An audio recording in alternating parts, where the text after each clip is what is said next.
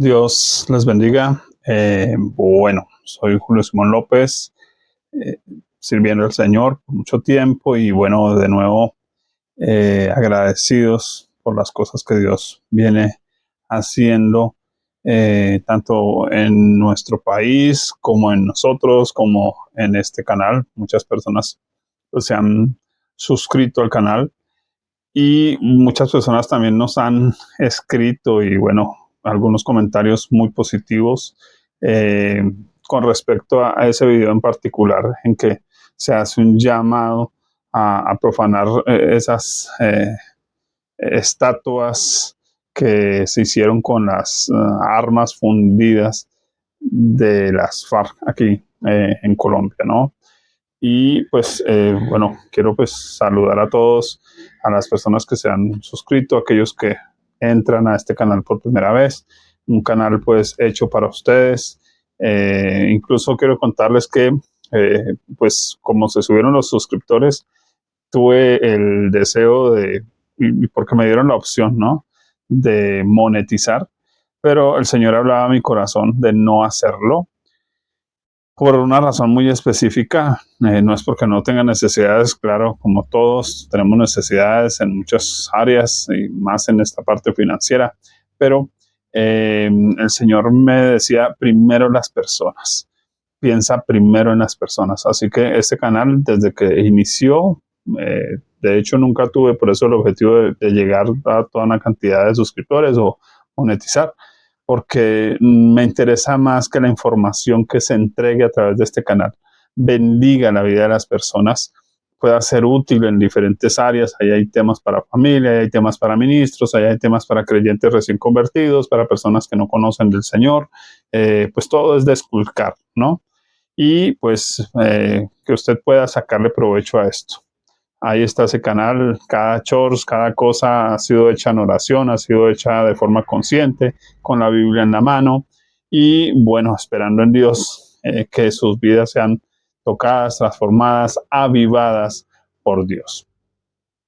Eh, bueno, de alguna manera nosotros venimos trabajando con mi esposa y les muestro yo de nuevo nuestro libro, Es Tiempo de Avivamiento, un libro de 300 páginas casi, con una información muy útil para aquellos que quieren entender el tema del avivamiento. Tal vez vaya trabajando algunos de estos temas, pero hoy quiero hacer de pronto un pequeño resumen de lo que ha sucedido con el video en particular con respecto a lo de las efigies, y me han escrito personas de Nueva Zelanda, de Inglaterra, de Estados Unidos, de Canadá, de Venezuela, también aquí en Colombia, Medellín, Cali, Boyacá, Bucaramanga, de Bogotá, pastores, siervos, gente reconocida, otros siervos que pues obviamente no conozco, pero que han escrito, que se han comunicado para decirme,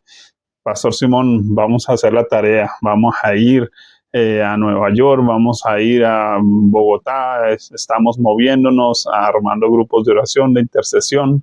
Creo que se está moviendo algo especial.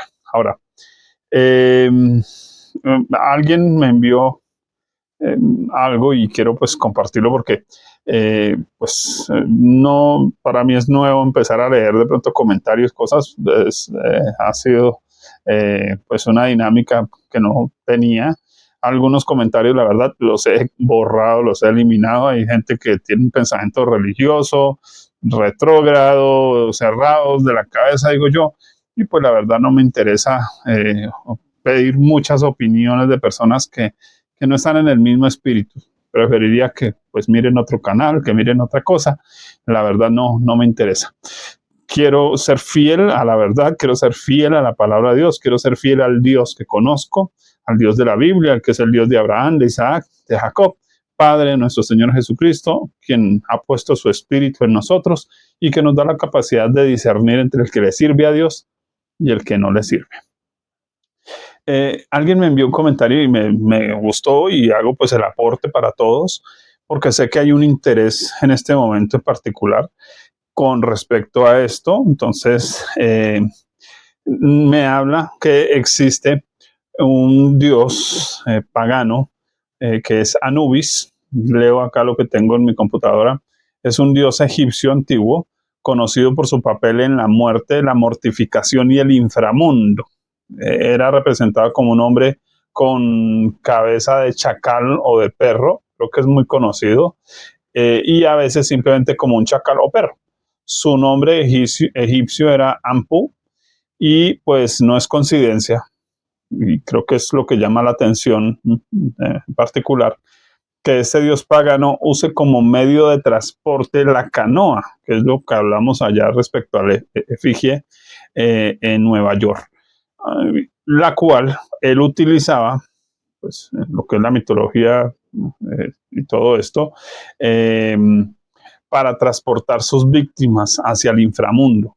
Eso nos diría entonces, en términos simbólicos, que pues de alguna manera esta canoa, así como se hizo la efigie colombiana en la ONU allí en Nueva York, no es otra cosa que un portal demoníaco. No tiene, eso no puede tener otro nombre. Un portal demoníaco, un elemento usado para la invocación de la muerte. Quizás por eso está allí, porque conocemos el tema de la Agenda 2030, pero también conocemos el tema a nivel espiritual. Se está preparando todo el andamiaje para el anticristo, y pues la iglesia debe estar apercibida, que como decía un pastor aquí en Colombia muy conocido, el pastor Caballero, Ricardo Caballero, la última guerra que va a haber realmente va a ser una guerra de poderes. ¿Por qué? Porque aquí en Colombia se está invocando lo ancestral, pero es solo una excusa para llamar demonios, para llamar espíritus malignos, que se paseen como Pedro por su casa, y pues la verdad, la iglesia es la única que está apta para parar eso, para parar ese movimiento demoníaco, y no me refiero a una cacería de brujas, me refiero a tener la sensibilidad y permitir que Dios la mueva en cómo enfrentar este tipo de cosas. Por eso digo que no me refiero a una cacería de brujas, me refiero a la obediencia a Dios, porque la mejor guerra espiritual que existe, según la Biblia, es someternos a Dios. La Biblia dice: someteos pues a Dios, resistid al diablo y huirá. O sea, él se va a ir solo, pero la iglesia debe estar sometida a Dios, y creo que de eso es que quiero hablar un poco, y quizás por eso también el título un poco sugestivo que le voy a colocar al video, y es: Dios llama a sus primeras líneas al frente de batalla. Porque así como nuestro gobierno actual eh, a través de esas primeras líneas desbarató la mitad del país, ha roto vidrios, vitrinas, grafiteado las ciudades, vandalizado los negocios, ultrajado a la autoridad, a la policía, al ejército, a las entidades. Creo que de la misma manera también Dios tiene sus primeras líneas. Dios tiene un ejército, un pueblo llamado al frente de batalla. Por eso animo a los que oran, a los que interceden, a los que claman, a esos equipos de trabajo que se han conformado en oración para seguir adelante, para no parar. A esto no le vamos a dar tregua de ninguna manera. Nuestro país no puede seguir como va, y pues el llamado de parte de Dios es a estar al frente de batalla. Porque Dios también tiene sus primeras líneas. Y pues obviamente las primeras líneas de nuestro gobierno, pues pagados, vándalos, que yo recuerdo en donde yo vivía, un día llegando después de tener que caminar porque habían parado el transporte, bloqueado las avenidas, llegando a donde estaban reunidas muchas de esas primeras líneas, había una camioneta, y llegaban allí estos personajes y les daban unos cachos así de marihuana, de droga, y les ponían musiquita, y ellos felices allá arengando en contra del gobierno, pero les daban, eso hacían fila para consumirse sus cachos de marihuana. Entendería uno, jóvenes desocupados sin papá y sin mamá, jóvenes que no leen, no escriben, con mala ortografía, con un corazón tal vez vacío, herido, lo que sea, pero que de verdad creo que el llamado es que las primeras líneas de Dios son la antítesis de eso. ¿Sí? Son personas centradas en Dios, centradas en la voluntad de Dios, centradas en el carácter de Dios, centradas en la palabra de Dios, centradas en la persona de Cristo, centradas en una buena interpretación de la Biblia. Y creo que esas primeras líneas cristianas, el pueblo de Dios, va a tener un efecto anticorruptor. Es nuestro llamado, ¿cierto? Ser sal y ser luz. Ahora, alguien habló un poquito sobre lo que fue ese asunto de ir a profanar, ¿no? Me estaban cuestionando un poquito sobre el asunto de cuestionar. Entonces, quiero hacer aclaración sobre el tema, porque nos va a servir a todos, ¿no? Aquellos que están organizándose para hacerlo, pues creo que esta información les va a servir. Voy a leer lo que tengo acá para los que han cuestionado el llamado a profanar las estatuas hechas por el gobierno colombiano por parecerles que no es un asunto basado en la Biblia. Se los explico. El término profanar, de hecho está en la Biblia, nace en las escrituras en el hebreo, se traduce como contaminar. Sin embargo, sus mayores acepciones, usted sabe que hay palabras que tienen acepciones, es decir, que tienen significados diferentes por la forma o a lo que invitan a hacer. En el idioma hebreo, cito el número Strong 2490, que es el término halal, significa manchar o manchar o incluso ensuciar algo, ¿no? Y también la palabra comenzar. Esto es importantísimo. En un sentido, creo que cuando uno lanza sal, por ejemplo, o aceite, eso siempre va a causar una mancha. Eso de alguna manera tiene que ver con profanar. En este caso, cuando hablamos de profanar las estatuas, estamos hablando de tener una actitud contraria a lo que se tendría. Es decir, que esos ídolos se honran con sacrificios, pero algo hecho en Dios, en obediencia a Dios, profanaría. Vamos a profundizar un poquito esa parte. Porque vimos que es manchar, pero también es comenzar. O subrayo esa palabra comenzar. Es la más interesante, pues obviamente las dos. Nos remite a su primera mención en el Antiguo Testamento, aunque hay más de 50 ejemplos del término halal con el significado de comenzar en toda la escritura. Pero el más interesante es este Génesis 4:26. Sorprendente, dice, y a Set también le nació un hijo y llamó su nombre Enos. Entonces los hombres comenzaron a invocar el nombre de Jehová. Entonces, observe aquí el término comenzaron. Entonces comenzaron. Es decir, que hasta el momento, de hecho, han pasado 260 años, si no estoy mal, desde Génesis desde el Edén hasta ese tiempo. O sea, que el hombre no ha invocado a Dios durante 200 y tantos años hasta este personaje llamado, Enos. Y bueno, pues la Septuaginta lo traduce más o menos así. El hombre esperaba, confiado, en invocar el nombre de Yahvé, ¿no? Ahora, entonces el acto de confianza, es decir, la profanación fue un acto de confianza que comenzó, que dio un paso, fue un primer paso. Entonces, es como, se los voy a explicar, es como, bueno, en mi casa mi mamá preparaba las papas, ¿no? Saladas. Y bueno, comenzar es el primero que meta la mano y saque la primera papa. Ya si fuera algo sagrado, diríamos que profanó la olla, sacó la primera papa.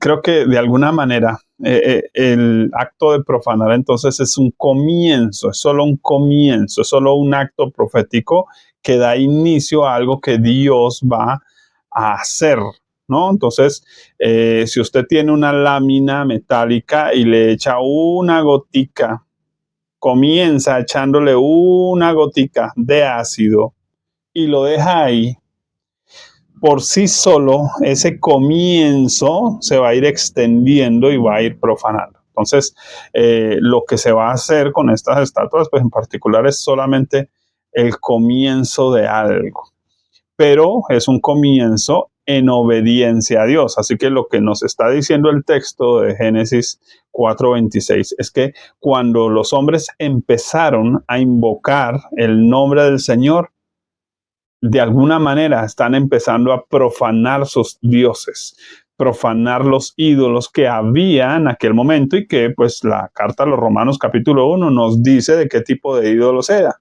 Ellos adoraban a los animales, ¿no? Las lagartijas, las tortugas, qué sé yo, las serpientes y reptiles y también a seres humanos o imágenes de seres humanos. Entonces, empezar a invocar el nombre del Señor fue una forma de profanación. Por eso, en el video acerca de lo de este señor Petro, pues yo explico precisamente que cuando Jesús pone el pie en Gadara, inmediatamente Satanás tiene que venir a reportarse y a decir, ¿y ahora qué hacemos? Y entonces Jesús tuvo que decirle, Señor, váyase acá, ¿sí? Porque no pueden habitar juntos, no hay manera de que cohabiten, no existe manera. Entonces, donde está la presencia de Dios, no hay manera que el enemigo pueda cohabitar, no existe eso. El enemigo procurará oprimir, pero no puede habitar, no puede estar. Así que lo que entendemos entonces es que esta profanación pues es simplemente un acto profético. Pudiera ser simplemente llegar al lugar, pisarlo en el nombre de Jesús, decir, Señor, tu presencia es más importante aquí, necesitamos que tú estés acá y que el demonio que hay aquí se va, Señor. Y ya, eso es simple, es algo sencillo. Ahora, de alguna manera, bueno, creo que podemos pensar por ejemplo, en la sal, porque alguien cuestionó, no, es que en la Biblia la sal, eso no se usa, que cómo se le ocurre que va a chorrear sal allá sobre los monumentos, ¿no? Bueno, para los que no conocen la Biblia, me gusta mucho explicarla paso a paso, porque creo que esto nos ayuda muchísimo. Claro, no voy a hacer un estudio profundo sobre el tema. En internet puede buscar, coloque videos, la sal y la Biblia. ¿Qué dice la Biblia sobre el uso de la sal? O busque una concordancia y encuentra usted la palabra sal un montón de veces, estudie cada versículo, estudie cada contexto, estudie las formas en que se utilizaba, pero también tienen un sentido espiritual. Así que la sal, desde una perspectiva bíblica, es un antiséptico. Entonces, si hablamos de lo anticorruptor, lo que Dios está procurando con la iglesia aquí en Colombia, entonces es, primero, bueno, profanar esas estatuas es una forma de decir, vamos a acabar con la corrupción. Claro, la iglesia cuando hace algo como eso se está comprometiendo a sí misma acabar con su propia corrupción, porque no vamos a ir a encender fuego y teniendo rabo de paja, decían los abuelos, ¿no? Entonces, de alguna manera, es un llamado a un juicio, es un llamado a Dios a meter la mano. Creo que en otro programa les pueda explicar yo ese versículo de aviva tu obra en medio de los tiempos, tan mal leído y tan mal entendido fuera de su contexto, porque realmente se lo resumo. Lo que el profeta estaba diciendo al decir aviva tu obra, no es tengamos un avivamiento y hayan multitudes sanándose y quebrantadas delante de Dios, no, el avivamiento que él está pidiendo ahí en ese versículo es échale candela al monte que se acaba de quemar. O sea, Dios, si tiene que hacer un juicio más grande, hágalo. Porque si con eso nos corregimos, pues que nos corrijamos con eso. Entonces, de alguna manera, lo que estamos haciendo también no solo es un acto profético, no es solo es un reto a las tinieblas, decir con ustedes no más, con ustedes no queremos la corrupción que ustedes traen, la pobreza que ustedes traen, la violencia que ustedes traen, la ira, el resentimiento que ustedes traen, la polarización que ustedes traen, no queremos nada de eso, pero de alguna manera al mismo tiempo es un compromiso como iglesia a no permitir nada de eso dentro de nuestras vidas, familias, ministerios, iglesias. Y creo que eso es sensatez, ¿no? Ahora, imagínense que, por ejemplo, hablando del uso de la sal, encuentro un texto muy interesante de Eliseo, en un acto profético, hizo uso de la sal para sanar en el nombre del Señor unos manantiales que estaban pues mal, ¿no? Dice Segunda de Reyes 2, 20 al 22, dice, entonces él dijo, tráeme una vasija nueva y poner en ella sal, y se la trajeron, verso 21, y salieron él, y saliendo él, perdón, a los manantiales de las aguas, echó dentro la sal y dijo, así ha dicho Jehová, yo sané estas aguas. Observe que lo que Dios está mandando a hacer no es lo que va a pasar, es lo que él dijo, háganlo porque ya, yo estoy ahí, o sea, yo estoy dispuesto para ayudarles. Yo sané estas aguas y no habrá más en ellas muerte. Oiga, eso es exactamente lo que estamos planteando hacer. Es aquí no va a haber muerte, no más muerte en Colombia, no más destrucción, no más sangre derramada en esta tierra bendita que Dios nos ha entregado llamada Colombia. Entonces, eso es importante, ni enfermedad.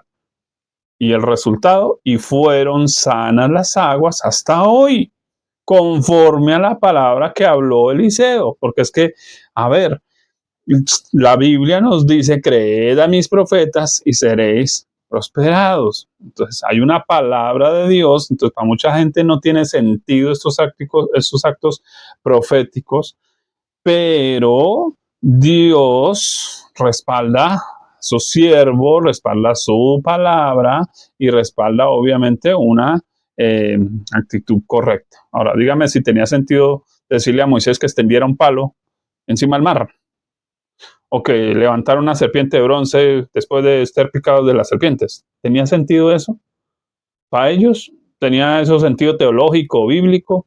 No, no, no, eso no tenía sentido ni teológico ni bíblico. Simplemente es que Dios dio una orden, alguien entendió la orden, alguien obedeció la orden y entonces Dios hizo lo que dijo que iba a hacer.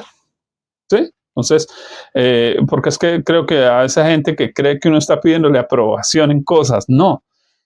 Claro, estamos ligados a la palabra de Dios, pero tenemos que entender no solo la escritura enmarcada literariamente, sino que tenemos que conocer también el poder de Dios. Es lo que Jesús le dijo a los fariseos. Ustedes ignoran no solo las escrituras, están ignorando el poder de Dios. Entonces necesitamos entender que ambas cosas son necesarias, que Dios actúa de forma poderosa en medio de este tiempo y que Dios también hace llamados especiales a su pueblo, y personalmente agradezco por las personas que precisamente han hablado de esto, de voy a ir a hacerlo, porque han entendido el llamado a hacerlo, ¿sí? Como aquella mujer que entendió que el profeta le dijo, vaya, cocine la torta y venga, me trae a mí primero y después va a haber para todos, ¿sí? Ella simplemente creyó, ella hubiera podido decir tipo abusivo, desgraciado, ¿cómo va a comer mi comida y la de mi familia, no? ¿Sí? Ella entendió porque conoció que era un profeta de Dios. Entonces, cuando la gente entiende que se le está hablando de parte de Dios y actúa, entonces Dios respalda eso. ¿Listo? Ahora, tenemos entonces que la sal también es un cauterizador, y cauterizar precisamente es cerrar una herida, pero pudiéramos decir que cauterizar también es cerrar un pozo, que cauterizar es cerrar una puerta, es que algo que está viniendo a dañar, a contaminar, se cerró esa puerta y no, por ahí no entra más, ¿sí? No entra más. Y entonces es lo que estamos procurando con este acto de profanar estas efigies. Bien, eh, dos eventos importantes en este fin de semana. Uno muy lamentable, que es el atentado, pues obviamente contra el precandidato presidencial Miguel Uribe, ¿cierto? Por el cual la iglesia pues está orando junta. Creo que es como un llamado, ¿no? Algunos me han escrito y me han dicho, eso es el florero de Llorente en Colombia de nuevo. No sé si sea así o no, la verdad, pero creo que sí, lo que hace es que estimula a la iglesia a la oración. Y esto es súper importante, porque Dios tiene formas de llamarnos a su secreto, de llamarnos a clamar, de llamarnos a pedir perdón por tanto pecado, por tanta maldad. Si este señor Pedro fue puesto como un elemento de juicio, pues bueno, no existiría un David sin un Saúl, y pues no existiría un David sin un Goliat. Y pues bueno, entonces creo que de alguna manera, si el personaje está puesto ahí, pero hasta un punto, ¿sí? Mientras la iglesia cumple lo que tiene que cumplir. En principio, orar, clamar, y ahora vamos a ver un poquito sobre eso. ¿Cuál sería el enfoque de nuestra oración? Que es hacia donde quiero llevar el video. Ahora, ayer, domingo, fue 8, ¿cierto? 8 de junio, día de Pentecostés para los judíos. Están celebrando su Pentecostés, y eso ya es importante para nosotros porque pues ustedes saben que Pentecostés, número 8, nuevo comienzo. Entonces, Pentecostés, nuevo comienzo, derramamiento del Espíritu Santo, un tiempo de expansión del Evangelio, porque fueron llenos del Espíritu Santo y hablaban en nuevas lenguas, idiomas de su tierra hacia donde fueron entonces a ir a llevar el Evangelio en un idioma que la gente entendiera, ¿cierto? Eso fue el Pentecostés. Entonces Dios, el Espíritu Santo, nos capacitará para hablar en el idioma que la gente entienda y llevar el Evangelio que la gente necesita, porque sin Cristo pues no hay nada, ¿no? Entonces, no es coincidencia. Día 8 y para nosotros 8 de la mañana, ¿no? Así que hay algo de Dios como una señal, ¿no? Porque recuerden que la Biblia dice que la presencia del Señor, la presencia de Jehová, tiembla la tierra. Es decir, que Dios siempre que se acerca a la tierra hace temblar la tierra, pero Dios siempre y ha prometido en su palabra que no solo hará temblar la tierra, sino también los cielos. Es decir, que con ese temblor físico también hay algo que empieza a suceder a nivel espiritual. Entonces creemos que Dios pues quiere empezar a actuar de esa manera con su iglesia, con su pueblo. Bien, para más, una de los monumentos históricos más importantes del país, llamada la patrona de Colombia, un lugar, una cúpula, tuvo averías y eso, pues bueno, eso vuelvo y digo, eso es como el dios Dagón allá cuando llevaron el arca del pacto. Igual no me pudo mantener en pie. Eso es una buena señal. Dios está derribando tantos de esos ídolos que hay en Colombia. Ahora, me encontré hoy, día lunes 9 de junio, ¿no? Con una palabra profética también de alguien del ministerio de Tommy Arayomi, el profeta Santiago Castellanos, con una palabra yo creo que muy puntual para Colombia también, y creo que es esta misma línea. O sea, Dios está llevando a lo mismo, a que bueno, concentrémonos en oración, en ayuno, en búsqueda, en arrepentimiento. Dios quiere hacer algo en Colombia, estamos en un punto importantísimo, no lo desaprovechemos, por favor, entendamos el tiempo de Dios, seamos entendidos en los tiempos, en esos términos. Ahora, me llama la atención un comentario, y con eso empiezo como a declinar ya el tema, porque dentro de uno de los comentarios de ese video, pueden buscar profecía de Tommy Arayomi y Santiago Castellano, la van a encontrar en internet. La verdad no tengo el link acá, no pensé en ponerlo, pero entre uno de los comentarios que hacen en ese video, alguien dice que el Señor le habló algo, y pues es precisamente lo que ustedes vieron en el siguiente video, después de lo que se habló de Petro, en el siguiente video puesto aquí en este canal. Yo toqué un puntico ahí, y es que la corrupción no solo es del gobierno, no solo es de las personas en general, ¿no? La gente que trabaja en esos puestos gubernamentales lagartean lo que pueden, sino que la corrupción ha afectado a la iglesia misma, la iglesia del Señor, a los siervos del Señor, ¿sí? Algunos que no lo son y se llaman, pero otros que lo son, pero se han dejado corromper por el dinero, por tantas cosas. Y nosotros sabemos que en Colombia eso pasó, ¿no?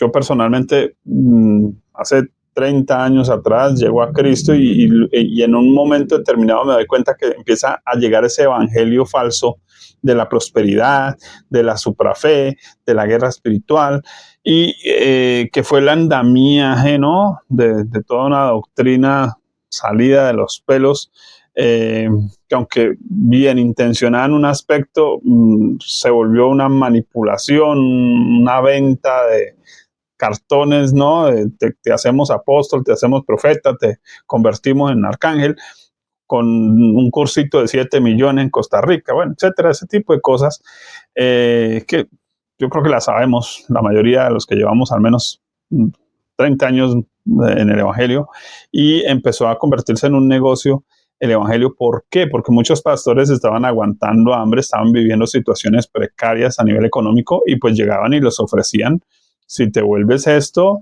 si te recibes esta enseñanza, entonces vas a aprender cómo sacarle plata a la gente. Entonces, pasar de trajes baratos a trajes pues costosos, ¿no? Yo tuve un pastor de forma personal. Una vez estaba yo en mi oficina, era pastor de jóvenes en ese momento, y llega uno de estos personajes y le dice a mi pastor: mire, eso que usted tiene ahí, hablando de la iglesia, es un elefante blanco. O sea, usted está encartado con eso, ¿no? Es un término muy, muy colombiano, no sé si en otros países lo utilicen. Usted está encartado con eso, poco gente pobre ahí que le trae moneditas. Váyase conmigo a Costa Rica y yo le enseño cómo sacar dólares, ¿sí?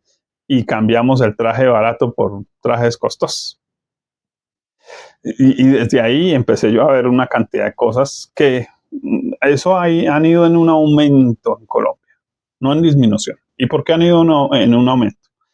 Entonces, quiero ir a algo que pienso que es la clave, ¿no? Y que lo encuentro en la Biblia, porque la Biblia siempre nos va a hablar, ella es actual, ella nos expresa las cosas que necesitamos saber. Los creyentes cristianos, evangélicos, nos fascina reclamar promesas de Dios. Señor, tú prometiste y tú prometiste, ¿no? Y entonces es como la gente allá en el mundo reclamándole al gobierno: es que usted prometió y usted prometió, ¿no? Tengo por ahí un artículo que llama en mi página web a ladrarle al gobierno. Es la misma actitud que tenemos muchos de nosotros, ¿no? Simplemente venir a reclamar. Y nos fascina reclamar promesas, pero se nos olvida eh, ir a lo que Dios nos pide para que esa promesa se cumpla. Entonces vamos a ver el texto. El texto es Joel 2:25. Dice: y os restituiré los años que comió la oruga, el saltón, el revoltón y la langosta, mi gran ejército que envié contra vosotros. Aquí hay un dato importante que quiero compartir con ustedes, porque claro, nos fascina orar con eso: Señor, y tú, Dios, nos vas a restituir. Sí, eso está perfecto, eso está muy bien, pero necesitamos entender, porque aquí nos presenta estos elementos, ¿no? Oruga, saltón, revoltón, langosta. Todos esos nombres se refieren a un mismo insecto, es decir, a la langosta, ¿sí? Pero en sus diferentes fases de desarrollo. Así que en un sentido lo que están representando estos insectos, o este insecto en sus diferentes etapas, pues es el mal creciente o el mal progresivo, ¿no? Que al final deja desolado todo, que al final acaba con todo. Entonces, lo mismo que ha sucedido pues con la guerra, con la violencia, con el narcotráfico, con la pobreza, con la ignorancia en Colombia. O sea, eso ha sido progresivo, ha ido paso a paso. O sea, en esto podríamos decir que el enemigo, hablando del diablo, ¿cierto? Ha trabajado paso a paso para llevar a la iglesia a la ignorancia, a la confusión, al desgano, al escepticismo, al orgullo, bueno, tantas cosas que, ¿no? Ahora, el nuevo diccionario de la Biblia Ilustrado explica lo siguiente, y voy a leer, dice: langosta, insecto del que más se ocupa la Biblia por su importancia como elemento destructor, pertenece al orden de los ortópteros llamados saltadores y constituyen verdaderas plagas invasoras. En Levítico 11, 21 al 23 se señala dos tipos de langosta, uno que era permitido comer y otro que era prohibido comer. La verdad no voy a ahondar en eso. Joel da también una detallada descripción de estos 4 estados de desarrollo: oruga, en el lenguaje técnico larva, primera fase de desarrollo; el saltón, que corresponde a la ninfa, que ya tiene unas alas más desarrolladas; el revoltón, con alas más crecidas; y la langosta, que es el insecto ya adulto. Eso está en Joel capítulo 1, verso 4 y el capítulo 2, verso 25. En Joel 2, 1 al 7, se compara admirablemente una nube de langosta como una invasión de guerra. Sus características son la voracidad, devastación, destrucción, hambre y pestilencia. Cualquier parecido con la realidad en nuestro país, pura coincidencia, ¿cierto? Es como un ejército de caballería que arrasa con todo a su paso. Así que de alguna manera lo que entendemos es que la oruga come los bordes de las hojas, que es la parte más blanda. El saltón llega y hace también lo suyo, se come la hoja completa. El revoltón se come las ramas blandas y la langosta se come todo lo que queda del tallo a la planta. Entonces acaban literalmente con todo. Creo que está bien pudiera señalar tanto a lo que acontece a nivel social como a lo que acontece en el corazón de la iglesia. O sea, hay cosas muy sutiles que se metieron en la iglesia, se comieron las hojitas y luego se comieron las hojas completas y luego se comieron las ramitas y luego llegaron a afectar la raíz. Entonces, ya cuando hablamos de la raíz, estamos hablando de los ministros, de los líderes, de los siervos de Dios, que ya también fueron afectados por esa invasión, ¿no? De apostasía, que no, eso no tiene otro nombre en la Biblia. Ahora, obviamente eso llegó pues a culminar en lo que yo llamaría pecados recurrentes, avaricia, religiosidad, bueno, todo lo que desarraiga la verdad, todo lo que viene contra la verdad en la iglesia. Por eso, de alguna manera, también podemos decir que la iglesia ha estado viviendo en una mentira, en una falsedad, en muchas cosas, por desconocimiento de la Biblia, por desconocimiento de no solo de la palabra de Dios, sino del dador de la palabra de Dios, desconocimiento de Dios, por falta de una intimidad con Dios. Ahora, la solución, pues se nos presenta en el mismo texto, en el mismo contexto de Joel, y pues me parece sumamente importante que podamos mirar a esta solución. Dice Joel 2:17: entre la entrada y el altar lloren los sacerdotes, ministros de Jehová, y digan: perdona, oh Jehová, a tu pueblo, y no entregues al oprobio tu heredad, para que las naciones se enseñoreen de ella. Porque han de decir entre los pueblos: ¿dónde está su Dios? Creo que el llamado es bastante claro, ¿cierto? Entre la entrada y el altar, ahí están las primeras líneas, ¿no? Esas son las primeras líneas de Dios. Los ministros, los siervos de Dios, llamados, los líderes de la iglesia, llamados al frente de batalla. Ahora, ¿a cuál frente de batalla? No es a ir a pelear con el diablo, no, no, no. Porque ¿cuál es el verdadero problema que está afectando la nación? Es que la sal no está salando. Entonces el problema es que cuando la sal no sala, entonces los hombres la pisotean. Entonces, como la iglesia no está cumpliendo su función anticorruptora porque está corrompida a sí misma, el gobierno la puede pisotear, las personas pueden mal hablar de la iglesia y de los pastores. Hemos sido la comidilla de los noticieros, ¿cierto? De Séptimo Día y de todo ese tipo de programitas que están hechos para, mire el pastor violador, mire el pastor ladrón, mire el pastor que se fue con la señora del vecino, ¿cierto? Y entonces ese tipo de cosas, pues Dios quiere realmente meter su mano, y la única forma que lo haga es que entre la entrada y el altar lloren los sacerdotes, ministros de Jehová, y pidan perdón. Pidamos, me incluyo, ¿no? Obviamente tenemos que hacerlo todos. Es un llamado a la iglesia a buscar el arrepentimiento. Ahora, esas son las primeras líneas de Dios. Las primeras líneas de Dios no van a salir a romper vidrios. No, no, no, no. Las primeras líneas de Dios vamos a salir a decir, Dios, hemos pecado contra ti. Vamos a presentarnos delante de Dios. Vamos a hacer que nuestro corazón entre en arrepentimiento, en clamor, en gemido.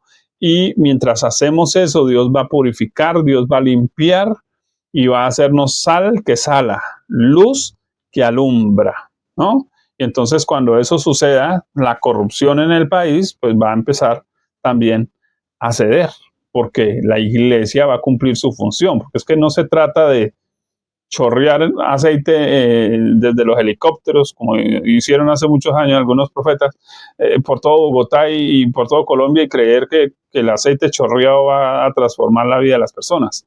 No, lo que transforma la vida de las personas es que se les presente el evangelio de Cristo Jesús, pero quien lo presente sea una persona llena del Espíritu de Cristo, que sea una persona santa, que sea una persona que dé testimonio, que sea una persona que enseñe la palabra de Dios como debe ser, uno, y dos, con poder, verdadero poder, ¿sí? No con charlatanería, no con habladurías. Entonces, es lo que nuestro país necesita, cristianos de verdad. Ahora, permítanme, voy a hacer catarsis, voy a desahogarme de tanta información que durante años he tenido guardadita ahí, que de pronto si la he compartido con algunos conocidos, en algunas congregaciones que hemos estado, en algunas conversaciones que hemos tenido con ciertas personas, con respecto a la corrupción en Colombia, la corrupción pastoral.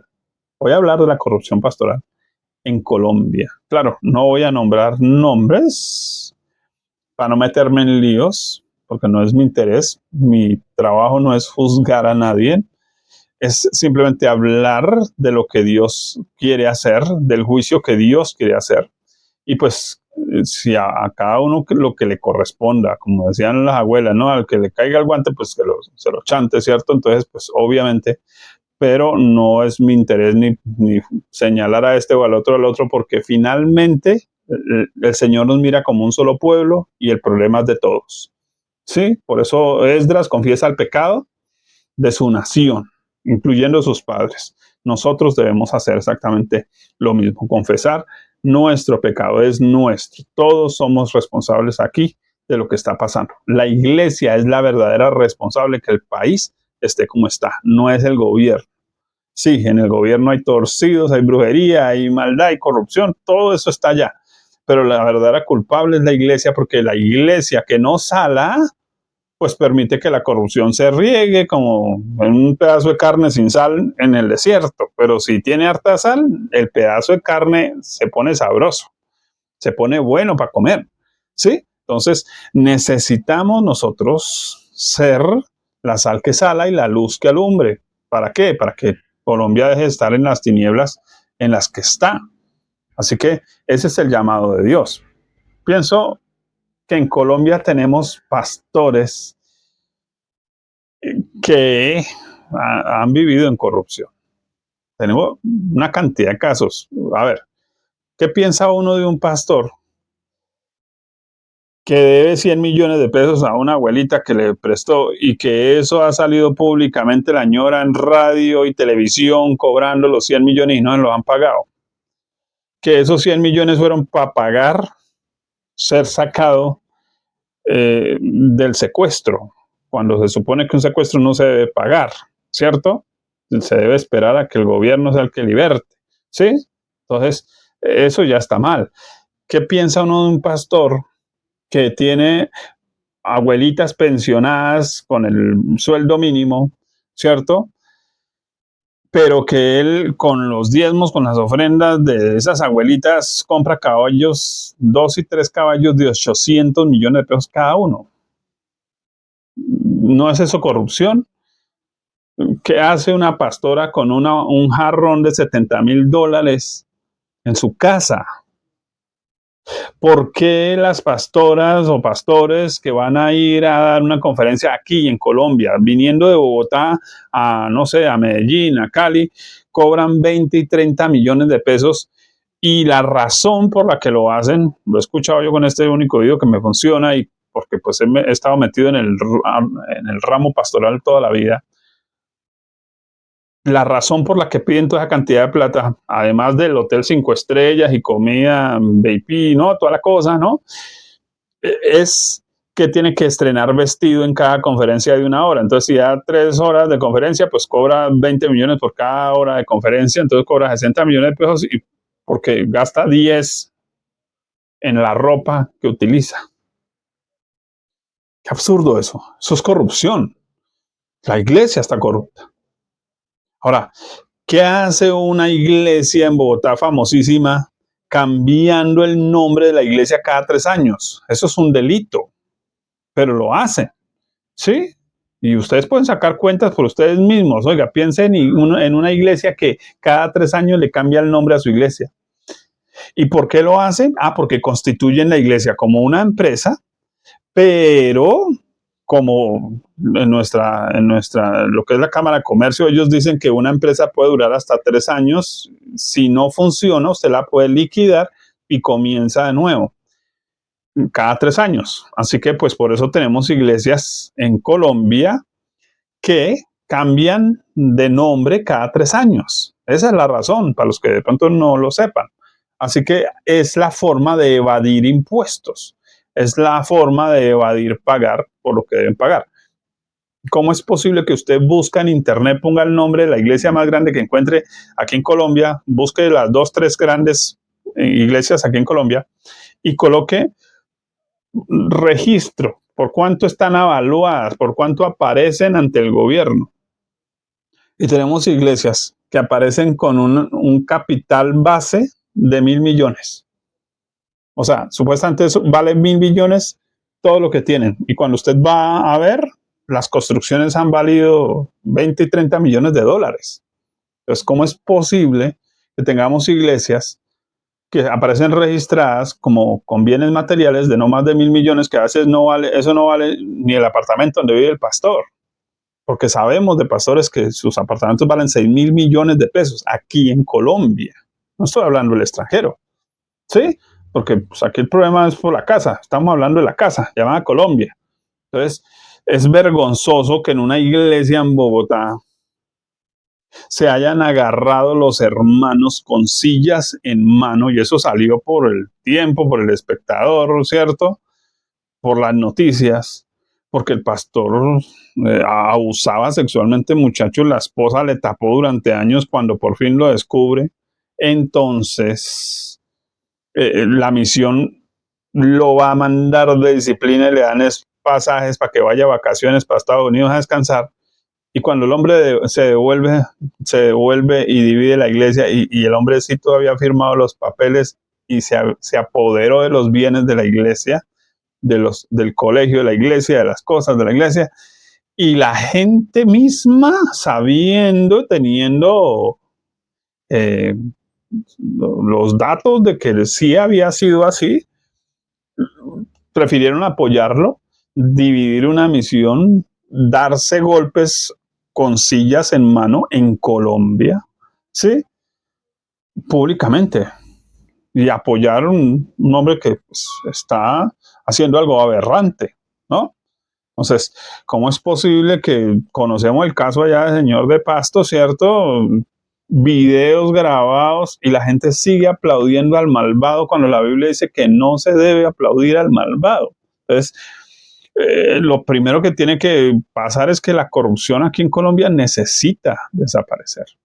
¿Cómo es posible que usted va a una iglesia y va a la librería de la iglesia y hay más Biblias con la foto del pastor que Biblias normales? Hay más libros con la foto del pastor qué libros que inviten a otros ministerios. Hay tantos maestros, hay tantos siervos, hay tantos escritores, pero no todo con la foto del pastor, el pocillo del pastor, el plato del pastor, todo con la foto del pastor. Dígame si eso no habla mucho de la idolatría que hay en la iglesia. Hay una idolatría. La música está enfocada en el yo. Entonces, eso tiene que cambiar. La corrupción en Colombia tiene que partir por quitarse de la iglesia. Porque la gente misma que traga entero, que sabe que le están sacando la plata y sin embargo sigue ahí. Les contaba yo a un grupo en una ciudad, llegaron, cerraron la puerta a la iglesia, invitaron, trajeron un invitado, no, de esos que les gusta acá la plata. Se hicieron cerrar las puertas y a puerta cerrada la frase del personaje fue: aquí nadie sale hasta que el pastor salga con camioneta. ¿Y saben qué es lo peor? Salió con 2 camionetas por falta de una. Entonces, yo les pudiera contar a usted toda una cantidad de historias, muchísimas historias, porque he escuchado unas, he investigado otras personalmente con nombre propio, pero digo, no es mi interés dar nombres propios, pero sí dejar pensando en la iglesia, porque realmente una de mis frases cuando enseño acerca de sectas e iglesias sectarias es que el verdadero problema no es que haya un líder sectario, es que hay gente que lo sigue, hay gente que lo aplaude y cuando uno pregunta por qué la gente lo sigue y por qué la gente lo aplaude, hay una sola respuesta: porque no leen su Biblia. Así que espero hacer un próximo programa para hablar del avivamiento desde la perspectiva bíblica.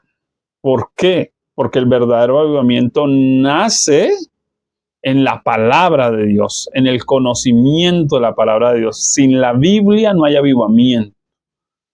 Pero para que Dios traiga su luz, la Biblia, y lo leímos y lo vimos, creo que en un programa que hicimos con mi esposita, charlamos un poquito de eso: despiértate tú que duermes, levántate de los muertos, o sea, levántese en medio de pocos muertos que hay ahí, despierte, mijo, ¿cierto?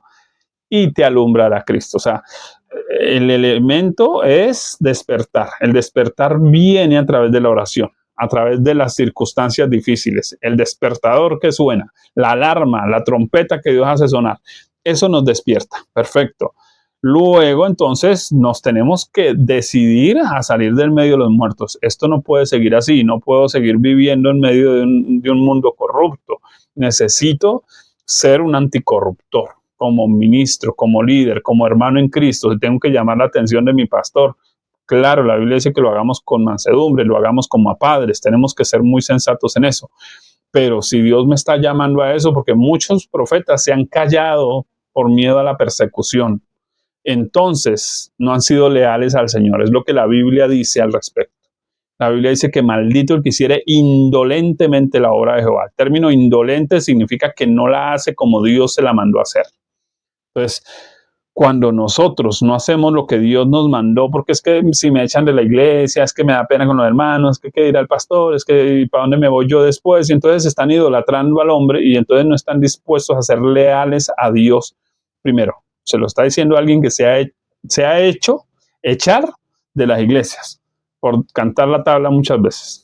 Y no es que sea mi costumbre, porque obviamente tengo muchos consiervos, buenos hombres de Dios, personas de Dios, pero cuando Dios me ha llamado a exhortar a alguien, me he parado y lo he hecho.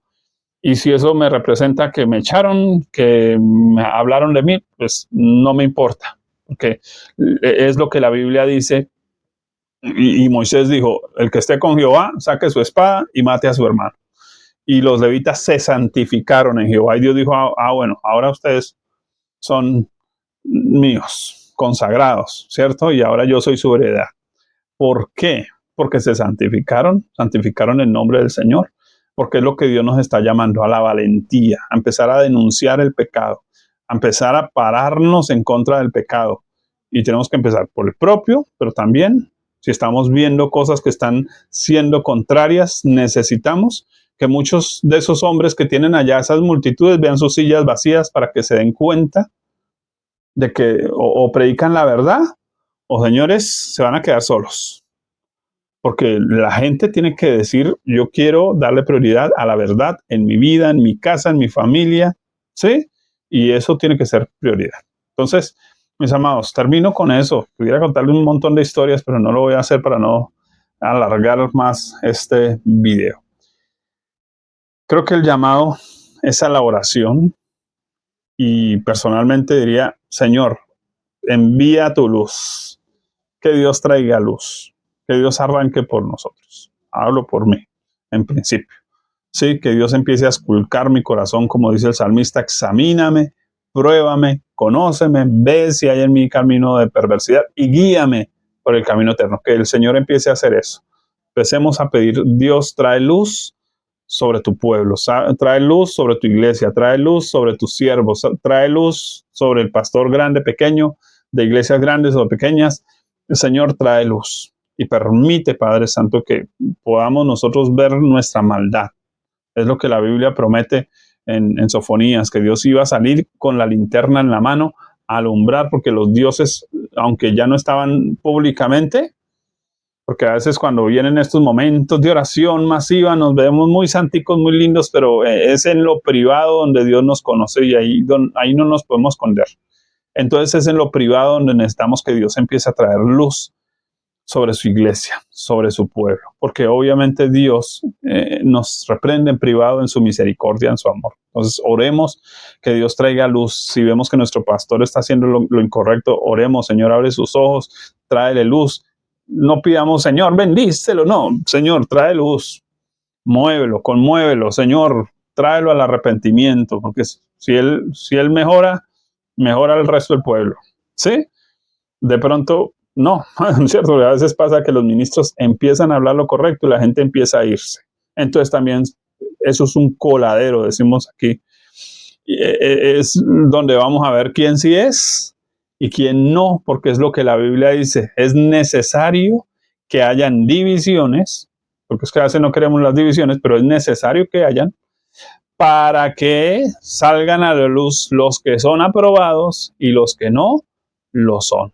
Entonces, huimos del juicio de Dios y lo que realmente necesitamos como iglesia es un juicio de Dios, porque mientras Dios no haga un juicio, no se va a apartar lo uno de lo otro. En términos juicio es partir algo y hacer separación, es discernir, es decir, esto es blanco, esto es negro, esto es sucio, esto está limpio. Es lo que Dios quiere empezar a hacer en Colombia. Entonces pidámosle, Señor, envía tu luz, envía tu verdad, o como dice el siervo, aviva tu obra en medio de los tiempos. O sea, Señor, haga lo que tiene que hacer con tal de que esta cosa o cambia, pero seguir así, no vamos a seguir de esta manera. Así que, mis amados, un gusto compartir con ustedes. Un abrazo para todos. Gracias por los comentarios, gracias por los apoyos, por el aporte que hacen también a nuestro ministerio. En el banner principal de nuestro canal hay varias formas de poder apoyarnos. Pueden apoyarnos a través de Nequi, pueden apoyarnos aquí en Colombia, pueden apoyarnos a través de PayPal también. Y bueno, pues seguimos aquí adelante y bueno, esperamos en Dios poder compartir un poco más de otras cosas que creo que Dios está llamando precisamente a esto, al arrepentimiento, a la santificación, a limpiarnos, a sacudirnos hasta los bolsillos a ver qué es lo que hay. Si es de Dios, pues va a permanecer. Si no es de Dios, se va a quemar, se va a volver como hojarasca en el fuego. Entonces, es mejor que pase aquí y no allá en el cielo, que lleguemos allá y creímos que teníamos algo y no teníamos nada. Es mejor que Dios nos pruebe acá, es mejor que Dios actúe acá. Así que un abrazo, muchas bendiciones en el nombre de Cristo Jesús, que el Señor nos ayude a todos.